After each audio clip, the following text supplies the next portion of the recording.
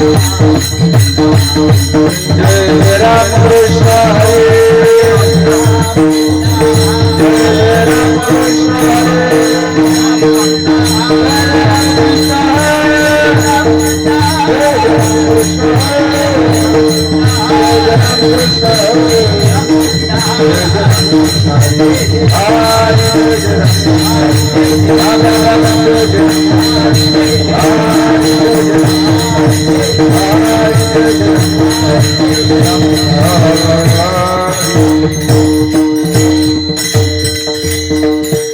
रूप पाहता लोचणी सुख झाले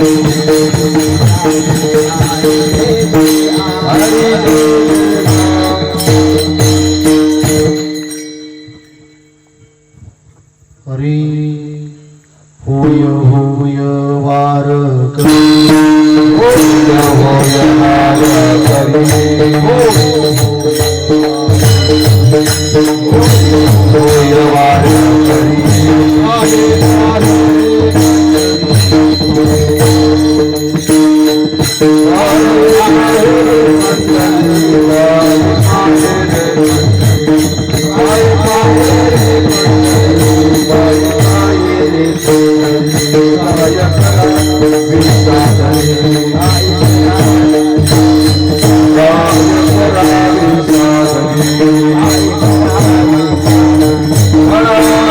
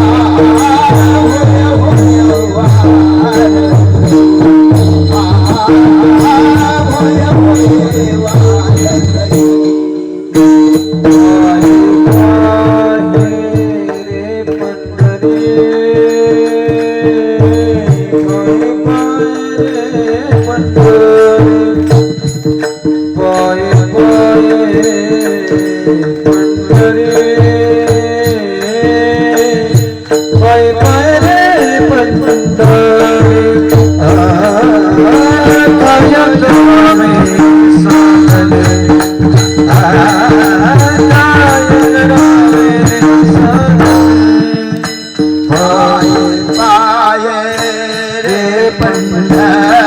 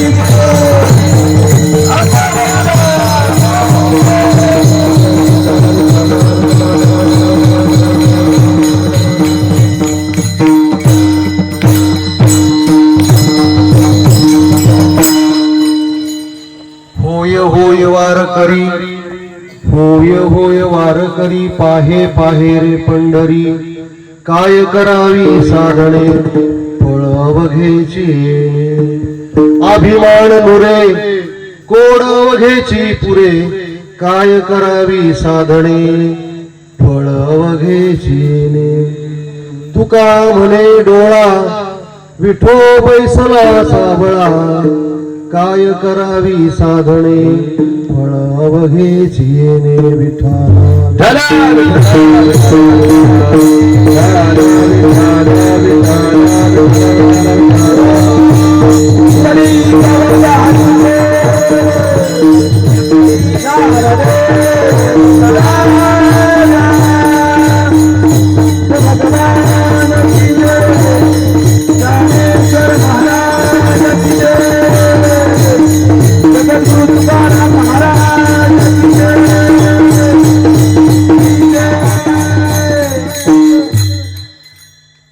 महायोग पीठे तटे भीमरथ्या परम पुंडरीकाय दातुं मुनीन्द्रे समागत तिष्ठन्तमानन्द कन्दं परब्रह्मलिङ्गं वन्दे पाण्डुरङ्ग करू प्रथम नाम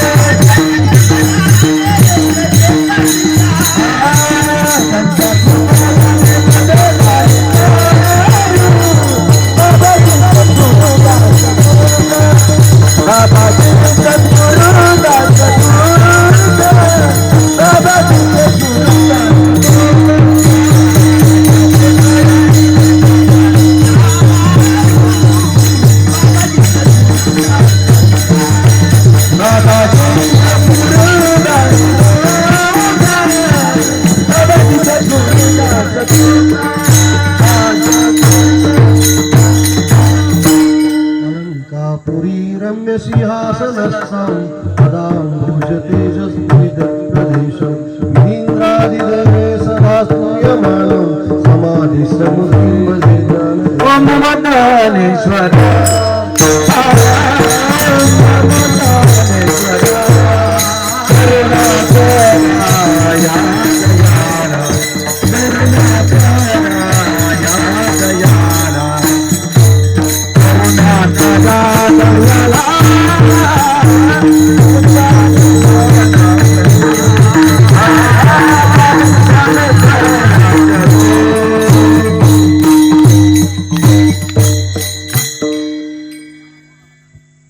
अधिक वेळ न लावता आपल्याकडे वेळ फार कमी आहे. होय होय वारकरी पाहे पाहे रे पंढरी काय करावी साधने फळ अवघेची येणे. प्रस्तुत कीर्तन रूपी सभे कीर्तन घडलेला अभंग महान भगवत भक्त संत सम्राट विश्ववंद्य महाराष्ट्रभूषण जगद्गुरु तुकाराम महाराजांचा वारकरी होऊन पंढरीला जाण्याचं काय महात्म्य आहे हे सांगणारा अभंग सेवेसाठी निवडलेला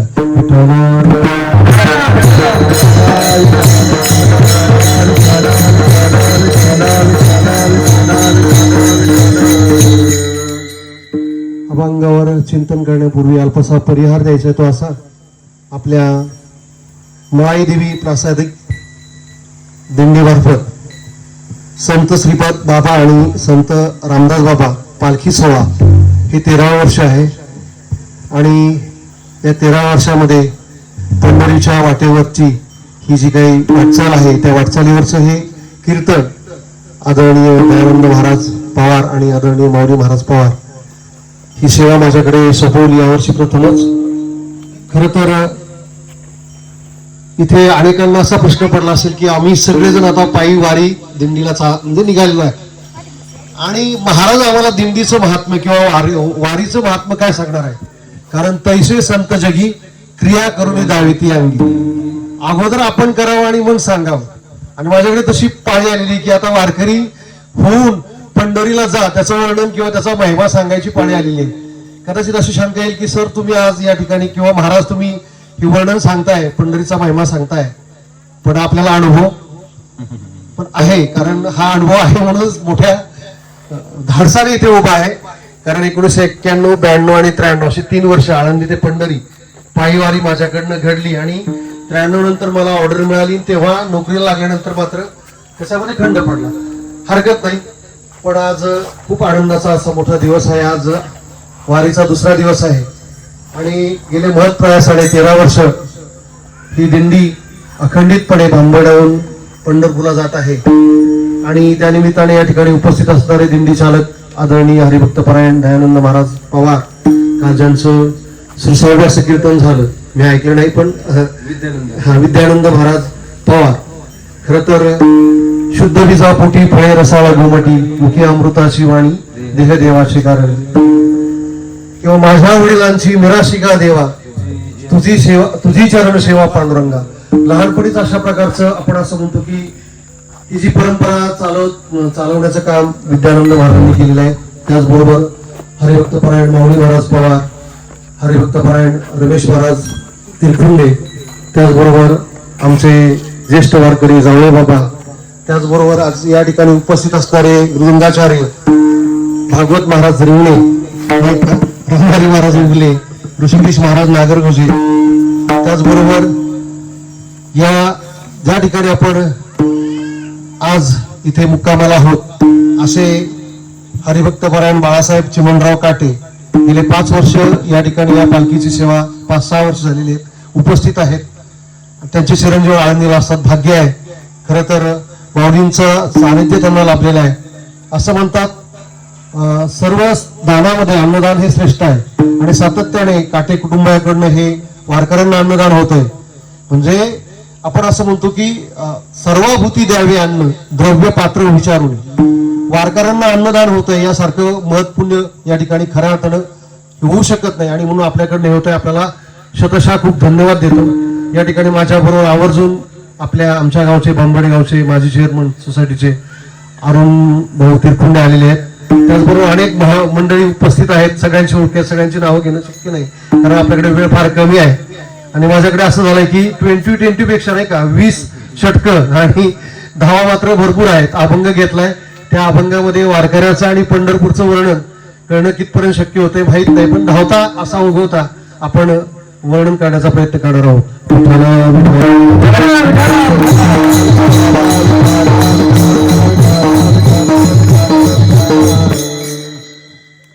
घ्यावी घ्यावी माझी सेवा,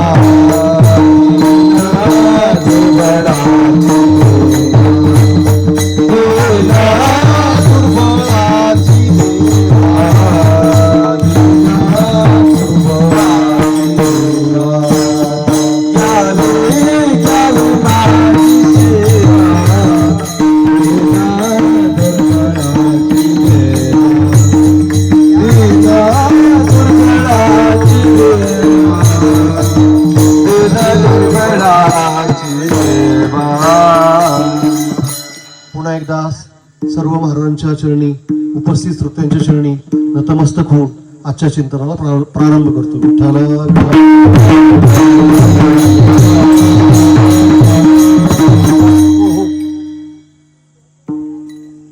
आपण पाहतो की आजच्या जगामध्ये 3 प्रकारचे वर्ग आपल्याला दिसून येतात. त्यातला पहिला वर्ग आहे की जगणारा वर्ग आहे, नियमित जगणारा वर्ग, तो संसारिकाचा वर्ग आहे. दुसरा जो वर्ग आहे तो जगवणारा वर्ग आहे आणि तिसरा जो वर्ग आहे तो जागवणारा वर्ग आहे. पहिल्या वर्गामध्ये जगणारा वर्ग, त्याच्यामध्ये तुम्ही आम्ही मोडतो, संसारिक मोडतो, सगळेच जण. प्रत्येकाला विचारतोय आपण जगतो कशासाठी जगतो? इथं भर पोटासाठी, केवडी आटाआटी, खाण्यासाठी जगतो. असा जर प्रश्न विचारला कशासाठी खाता? जगण्यासाठी खातो. त्याचं उत्तर आहे म्हणजे प्रत्येक जण जगतोय या संसारामध्ये. प्रत्येक जण म्हणजे सकाळी उठल्यापासून संध्याकाळपर्यंत आबाड कष्ट करतोय, आपलं पोट भरतोय, प्रत्येक यानं त्या परीनं. म्हणजे हा जगणाऱ्यापैकी संसारिकांचा हा वर्ग आहे. आता जो दुसरा वर्ग आहे तो मात्र जगवणाऱ्यांचा वर्ग आहे. आपल्याला कोण जगवतोय? मागे पुढे उभा राहे सांभाळीत आलिया आघात निवारा बाळा दुग्धा कोण करीती उपस्थिती.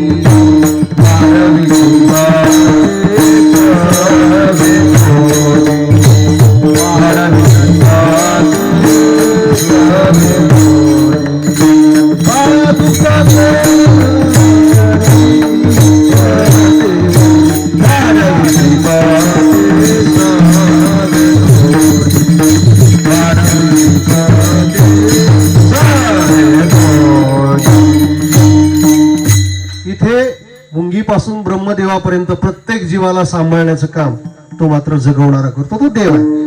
पहिल्या वर्गामध्ये आपण संसारिक येतोय, दुसऱ्या वर्गामध्ये देव येतात. कारण मागे पुढे उभा राहे सांभाळीत आलिया घात निवाराया. आणि तिसऱ्या वर्गामध्ये तो जागवणार आहे, सातत्याने आपल्याला जाग करतोय. उठा जागे वारे उठा जागे वारे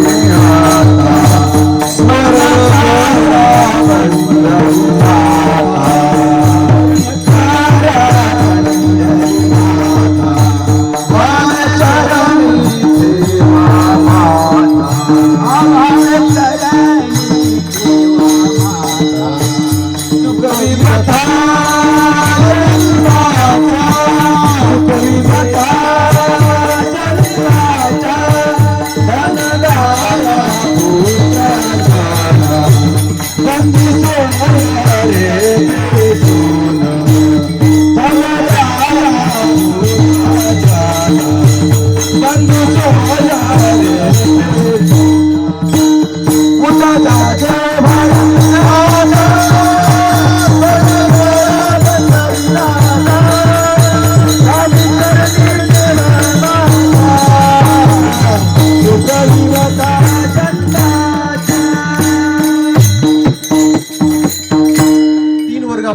पहिला जगणारा वर्ग, दुसरा जगवणारा वर्ग आणि तिसरा जागवणारा वर्ग. संसारिक दिकामध्ये आपण जर पाहिलं, आपण जगतोय पण सातत्याने आपण विचार करतो की आपल्याला सुख कधी मिळेल, समाधान कधी मिळेल, आनंद कधी मिळेल. सुखाच्या शोधात प्रत्येक जीव आहे. प्रत्येक जीवाला जर विचारलं संसारामध्ये सुख आहे का, नाही हो, काय नाही, आज ना मिळेल, उद्या मिळेल, परवा मिळेल. सातत्याने त्या सुखाच्या आशेवरती प्रत्येक जीव या संसारामध्ये रमत असतो, आपलं काम करत असतो. पण शेवटपर्यंत अगदी शेवटच्या स्मशानभूमीपर्यंत जर विचारलं ना की आता मिळालं का सुख, नाही. सर्व सुखाची या आशा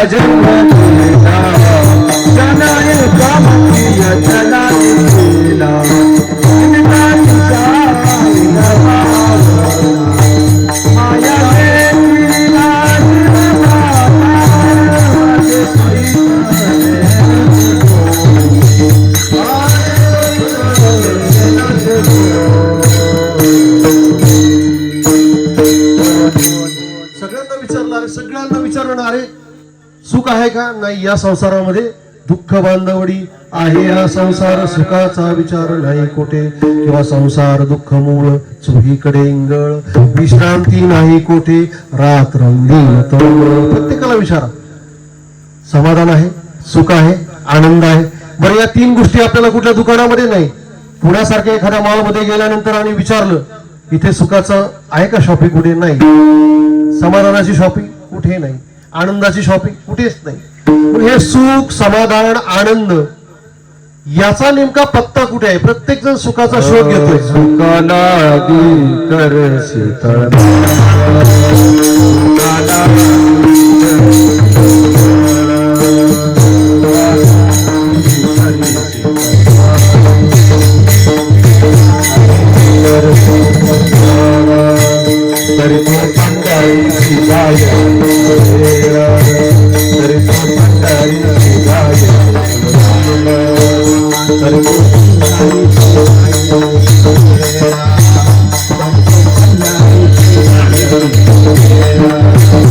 Thank you.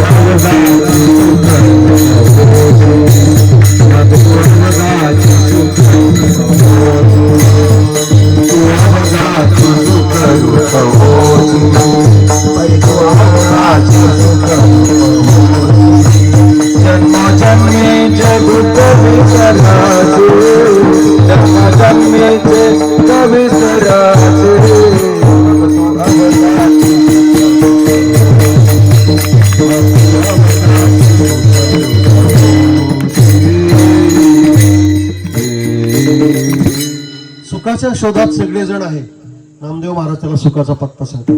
तळमळ चालली ना तुझी सुखासाठी, मग तू पुढे काय कर, पंढरीला जा. खरंच पंढरीला सुख आहे का? आता हे सगळे वारकरी पंढरीच्या दिशेने चाललेले आहेत. संपूर्ण महाराष्ट्रातल्या प्रत्येक संतांच्या पालख्या पंढरीच्या वाटेने चाललेल्या आहेत. ज्येष्ठ वद्य अष्टमी आणि ज्येष्ठ वद्य नवमी संत तुकाराम आणि संत ज्ञानेश्वर यांच्या पालख्यांचं प्रस्थान. इकडनं त्र्यंबकेश्वरवरनं मूर्तिनाथ महाराज, इकडनं जळगाववरनं मुक्ताबाई, अगदी आधी करून सगळ्या पालख्या आता पंढरीला निघालेल्या आहेत. पण या पालख्या ज्यावेळेला पंढरीला निघतात, ना कोणाचा सांगावा ना कोणाचं निमंत्रण. साधा आपल्याकडे सत्यनारायणची पूजा जरी असली तरी आपल्याला निमंत्रण द्यावं लागतं, तरच ती लोक येतात. पण संपूर्ण महाराष्ट्रामध्ये आज दिव आळंदीला प्रस्थानच्या सोहळ्याला आणि या वारकरी सोहळ्याला कोणालाही सांगावा, निरोप धाडावा लागत नाही, पत्र द्यावं लागत नाही, फोन करावा लागत नाही. कारण या संतांवर असलेलं प्रेम आणि पंढरीची असलेली तळमळ. भेटी लागे जीवा लागली श्यास, पाहे रात्रंदिस वाट तुझी. किंवा एखादी सासरवाशी माहेरला जाण्याची जशी तळमळीत असते ना, दिवाळीच्या मुळा लेकी असावली, पाहात से वाटुली पंढरीची. आज मनीषाताईंचं खऱ्या अर्थानं भाग्य आहे. एक माहेर या रस्त्यावरती माहेरचंही इथे दर्शन होते आणि पुढे पंढरपूरच्या दिशेने म्हणजे दोन माहेर भेटतात. खरं भाग्यवान आहात. विठ्ठल विठ्ठल.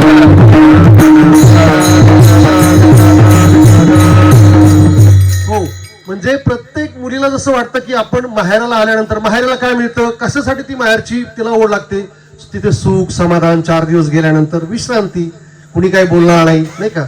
अगदी आपल्याकडनं एखाद्या लेकीकडनं 5 किलोचा तेलाचा डबा सांडला तरी कुणी काही बोलत नाही. जरी ती ननंदबाई म्हटली ना, अहो 5 किलोचा म्हणे सांग, तुमच्या भावाला सांगेल. भावाला सांगणे तर कोणाला सांगायचं तर सांग, मी त्याला घाबरत नाही. म्हणते बघा आमच्याकडनं थोडंसं जरी तेल सांडलं तरी आम्हाला लगेच नाही की सासरवाड तुमच्याकडनं, कारण तिला माहिती की आपलं घर आहे, इथे इतकं सुख आहे, आपल्याला कोणी काही बोलू शकत नाही.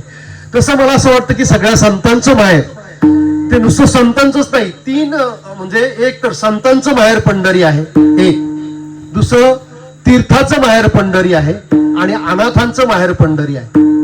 बाकी आपण म्हणतो भाविकांचं माहेर पंढरी आहे, मुमुक्षूंचं माहेर पंढरी आहे, साधकांचं माहेर पंढरी आहे, वारकऱ्यांचं माहेर पंढरी आहे. पण संतांचं माहेर पंढरी आहे. कारण अनेक अभंगात माझे माहेर पंढरी आहे भिवरीच्या तीरी, किंवा पंढरी आहे माझे माहेर साजरी, उभ्या कांडणी गाऊ गीती. म्हणजे तुकाराम महाराज पण म्हणाले प्रत्येक संतांनी पंढरीला माहेर म्हटलेलं आहे. कारण त्या ठिकाणी गेल्यानंतर या वारकऱ्याला, या संतांना सुख मिळतंय. खरं सुख आपण पाहतो की आपल्या संसारामध्ये नाही. कारण आपल्याला असं वाटतं की सुख आहे, पण ते सुखाचा आभास आहे. आणि सुख जर असेल तर अगदी थोडं आहे. त्या ठिकाणी पाहिलं असं म्हणतात, सुखशानंतरम दुःखम दुःखशानंतरम सुखम न नित्य लभते सुखम न नित्य लभते दुःखम. म्हणजे सातत्याने आपल्याला सुख मिळत नाही किंवा सातत्याने दुःख मिळत नाही. तुकाराम महाराजाचं वर्णन करतात, सुख पाहता जवा पाहणे,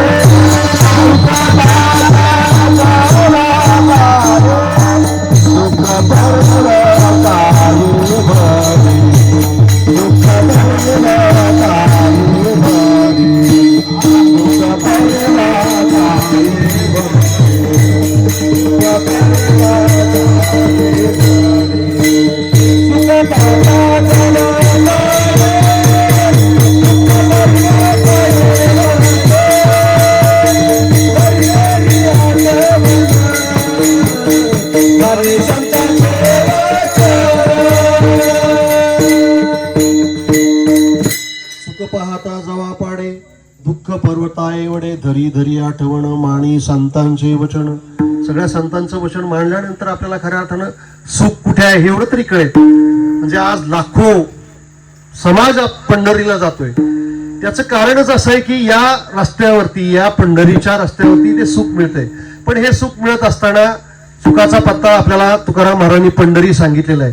पण पंढरीला काही अनेक लोक जात नाही का? दररोज जाणारी मंडळी कमी आहेत का? पंढरीत राहणारी मंडळी कमी आहेत का? कामाच्या निमित्ताने पंढरीला जाणारी मंडळी कमी आहेत का? किंवा एसटीने जाणारी मंडळी कमी आहेत का? पण खरं जर तुम्हाला पंढरीचं सुख पाहिजे असेल, असं वाटत असेल, तर तुकाराम महाराज म्हणतात की पहिल्यांदा वारकरी हो आणि मग पंढरीला जा. होय होय वारकरी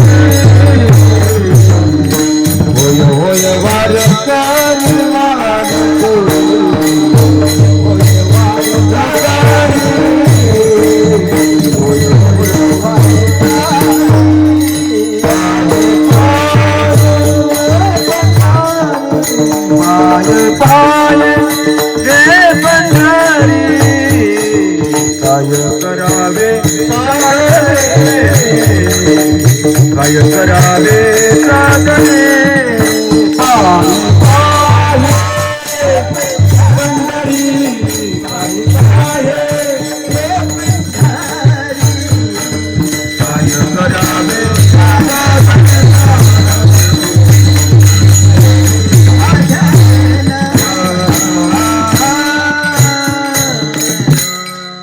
खरं जर सुख पाहिजे असेल तर वारकरी होऊन पंढरपूरच्या दिशेने तू वाटचाल कर.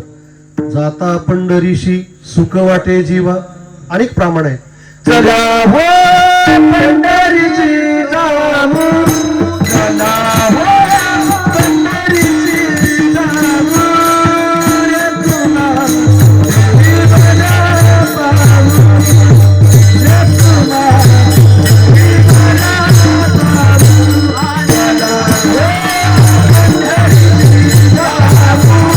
चला हो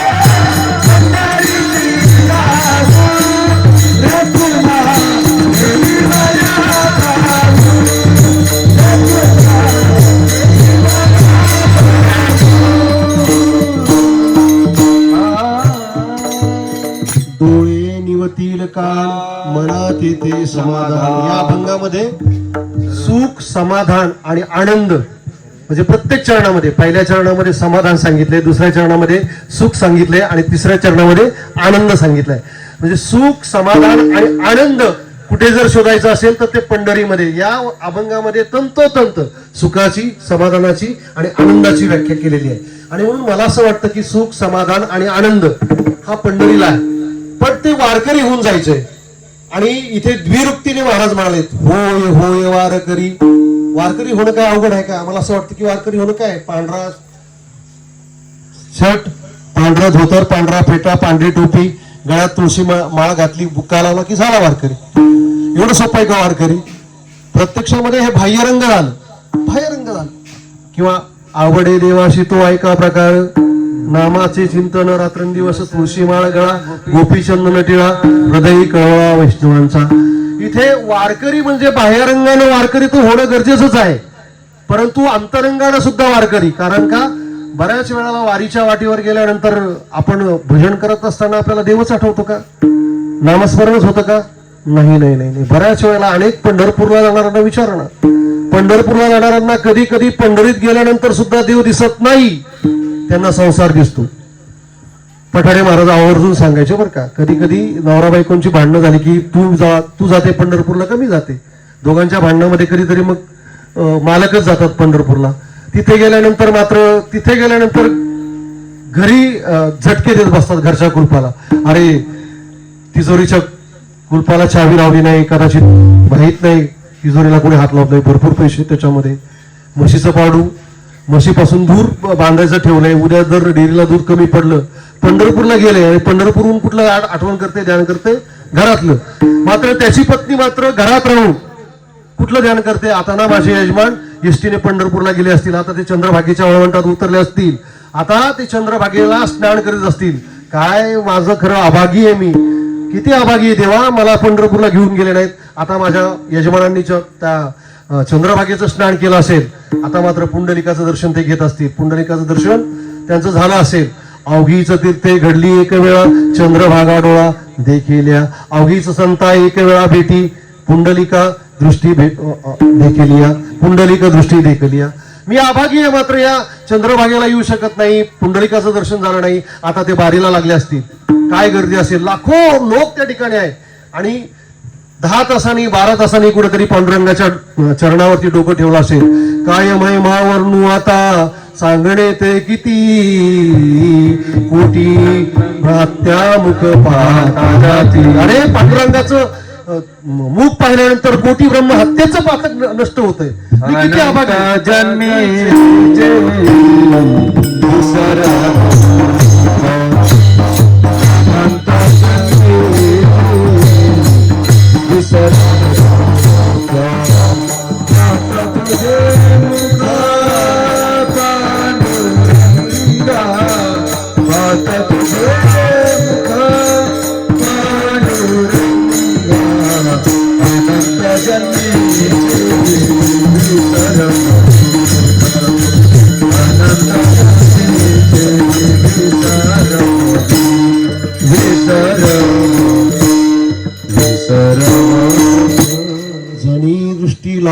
लागो तुझ्या सगुणपणा देणे माझ्या म्हणा बोध केला. अरे त्या पांडुरंगाचं मुख पाहिल्यानंतर कोटी ब्रह्महत्येचं पातक नाहीस होतंय. मी किती अभागी आहे. घरात राहून चिंतन कुठं करते पंढरपूरचं, आणि पंढरपूरला जाऊन कुठलं चिंतन करते घरातलं. म्हणजे प्रपंचांचं. बापरे, आज इकडे जायचं होतं, आज आमका येणार होता, त्या आमक्याचा फोन येणार होता, तमका व्यापारी येणार होता, आज माझं एवढं नुकसान झालं. प्रत्यक्षात मध्ये खऱ्या अर्थाने मला तुम्हाला विचारायचे, वारी कोणाला घडली? ताई साहेबांना घडली का त्यांच्या यजमानांना घडली? ताई साहेबांना घडली. चित्त नाही नामी तरी ते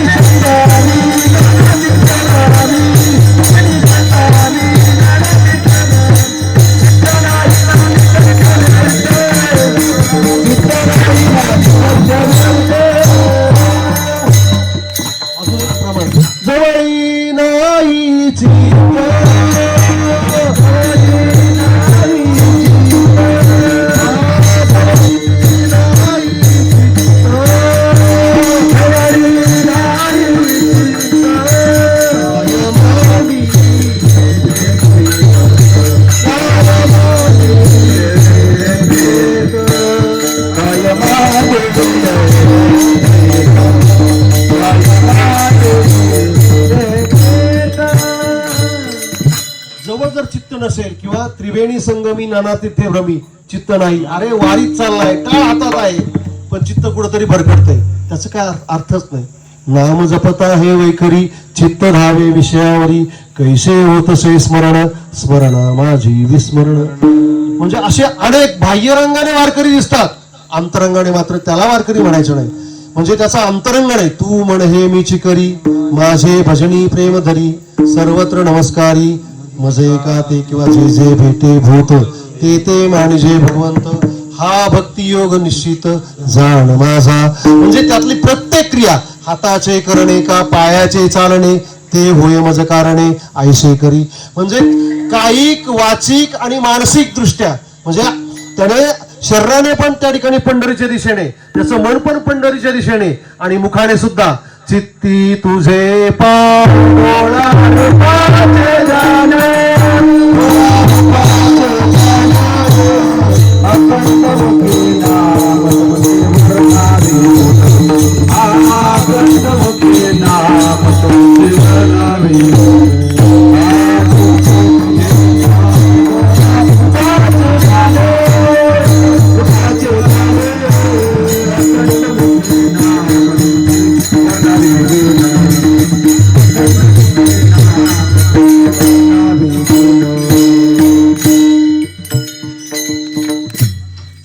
तुझे पाय डोळा रूपाचे धण, डोळा रूपाचे धण अखंड मुखी नाम तुझे वर्णावे गुण.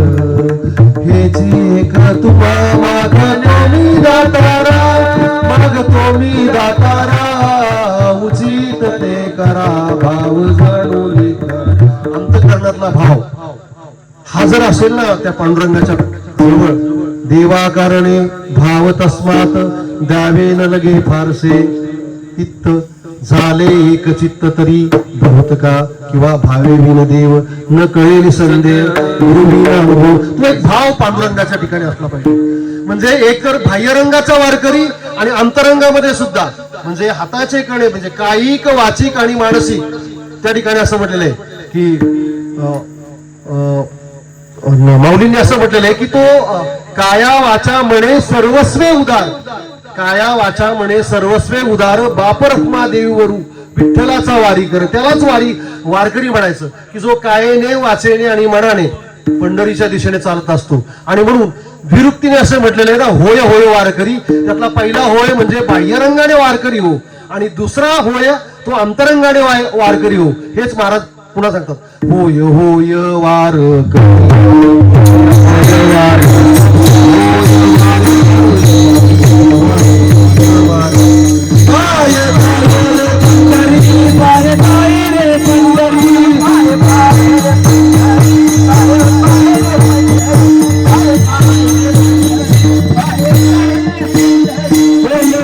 Hey,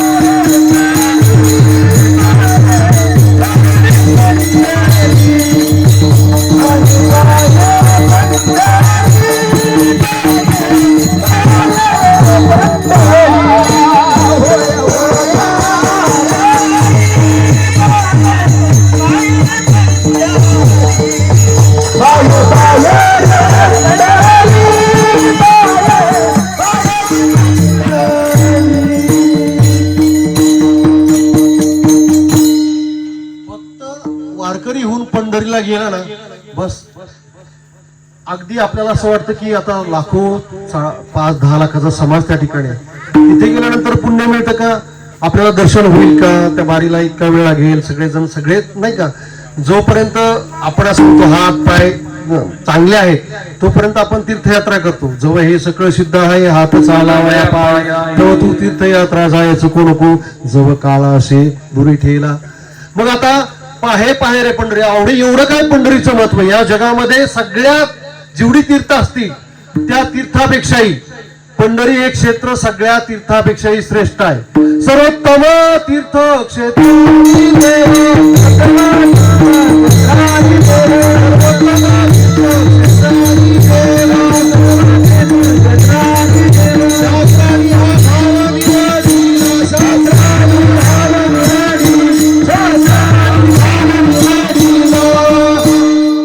काय आहे गंमत, तिथे सगळ्या शास्त्रांनी एवढं सांगितलं की सगळ्या जगामध्ये जेवढी तीर्थ आहेत ती सगळी तीर्थ मध्यान्ह काळामध्ये दुपारी 12 वाजता पुंडलिकाजवळ येतात.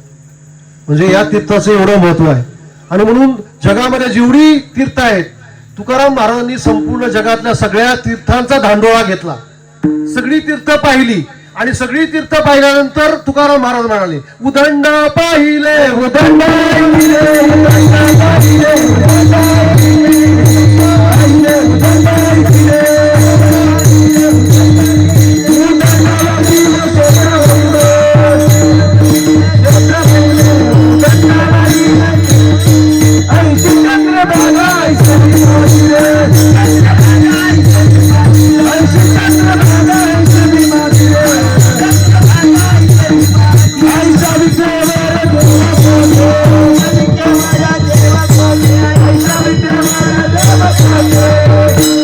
जगाच्या पाठीवरती सगळी मी तीर्थ पाहिली, परंतु ऐशी चंद्रभागा, ऐसे भीमा तीर, ऐसा विटेवर देव कोठे, ऐसे संत जन, ऐसे हरिदास, ऐसा नामघोष सांगा कोठे.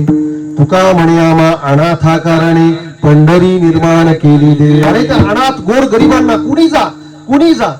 मात्र सगळ्यात महत्वाची गोष्ट, तिथे गेल्यानंतर एकदा का त्याच्या चरणामध्ये लोटांगण घातलं की मोक्ष आहेच. नव्हे, तुम्हाला असं वाटत असेल की पंढरीला गेल्यानंतर त्याचं दर्शन होणार नाही.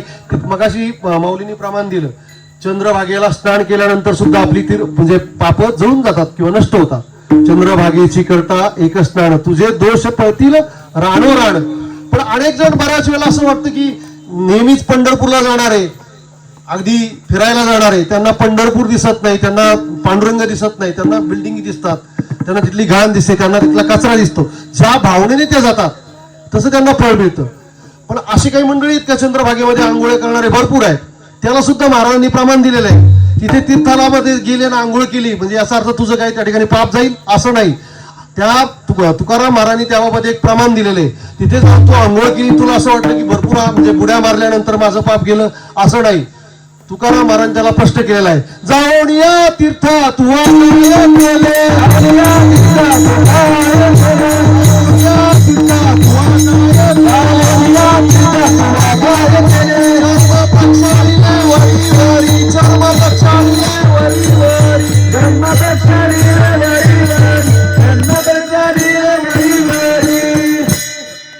चंद्रभागेमध्ये नुसतंच बुड्या मारल्यानंतर पाप जाईल असं नाही.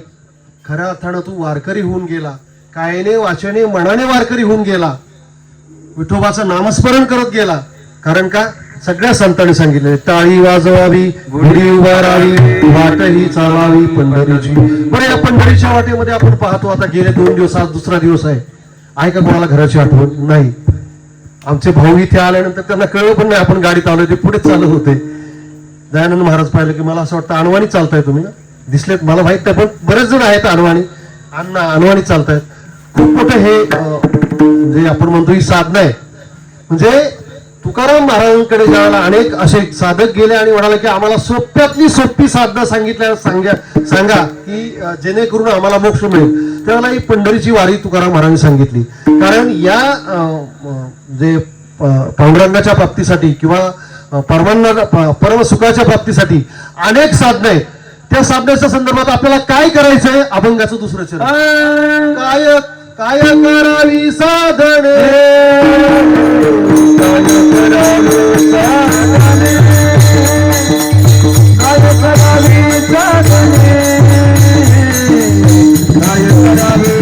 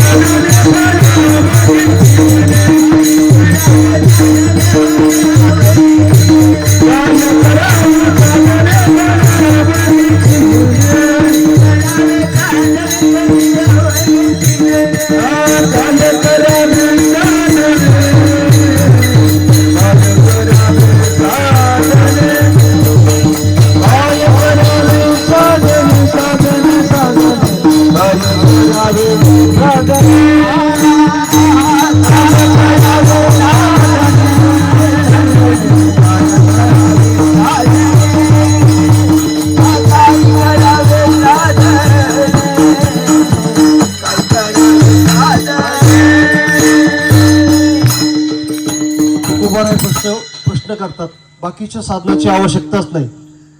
ज्या साधनामुळे जे फळ प्राप्त होतं ते एकट्या वारीमुळे होतं. कारण जप तप अनुष्ठान योग यागादी काही असतील, ज्ञानमार्ग असेल, कर्ममार्ग असेल, योग मार्ग असेल, अगदी परमेश्वराकडे जाण्या परमेश्वर प्राप्तीकडचे अनेक मार्ग आहेत.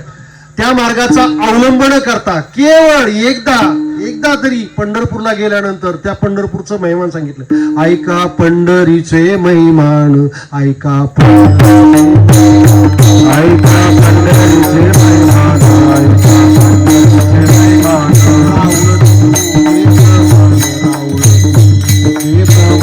रावळे तुझे प्रमाण रावळे तुझे